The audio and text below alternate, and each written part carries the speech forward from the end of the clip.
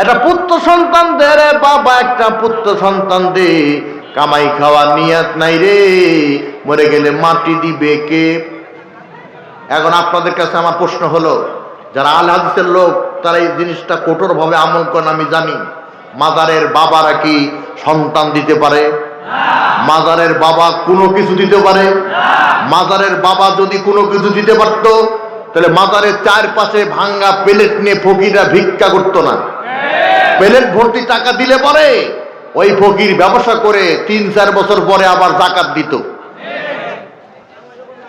মাজারের ফকিরেরা আজও ভাঙ্গা প্লেট নিয়ে যেহেতু ভিক্ষা করে, এতে বুঝতে হবে মাজারের বাবারা কোনো কিছু দিতে পারে না। এই যে গিয়াসউদ্দিন তাহিরি, কুল্লু জাদিদুন লাদিদুন, প্রত্যেক নতুনত্বের মতদার, তার শান এখন ডিজে গান হিন্দুদের মন্দিরে পর্যন্ত বাজে। পরিশেষে এমন একটা গান গেল, ইমানের গোষ্ঠী যা ছিল সব চলে গেল। মনে রাখবেন, ইমান এক বড় দৌলত, লক্ষ টাকা দিয়ে ইমান কিনতে পাওয়া যায় না, আবার একটা চায়ের বিনিময়ে ইমান বিক্রি করে দেওয়া যায়।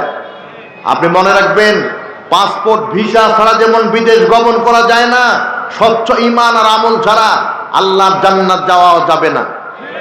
কি গান গাইল?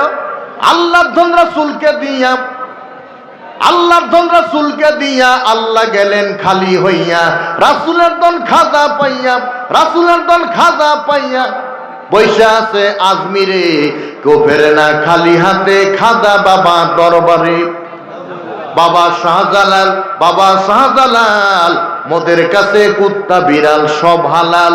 কায়া বদলাইছে রে বাবা, কায়া বদলাইছে রে বাবা, কায়া বদলাইছে, কুত্তা হইয়া সিন্নি খায়া তাবারুকু বানাইছে রে বাবা, কুত্তা হইয়া সিন্নি খায়া তাবারুকু বানাইছে।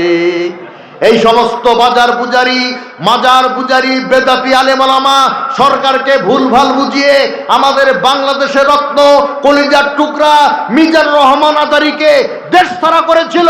ইনশাআল্লাহ বিজয় বেশে আজহারী এসেছিল বাংলাদেশে, এক সাইদিকে শহীদ করেছো, হাজার সাইদি বাংলার জমিনে মঞ্চে কথা বলতেছে প্রতিনিয়ত। সুতরাং আগামীর বাংলাদেশ আলেম ওলামার বাংলাদেশ, আগামীর বাংলাদেশ তাওহীদি জনতার বাংলাদেশ, আগামীর বাংলাদেশ জামাত ইসলামীর বাংলাদেশ। দুই হাত ধরে বলেন ঠিক না বাঠি?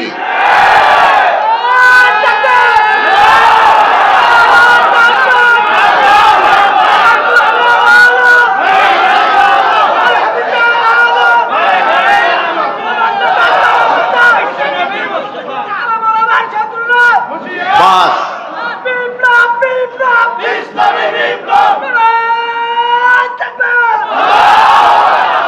মাশাআল্লাহ, বলতে লজ্জা লাগে, তারপরও বলেই ফেলি। আমি যে মসজিদের খতিব, সেখানে 24 বছর ধরে খুতবা দেই। আবার আমার ওয়াজের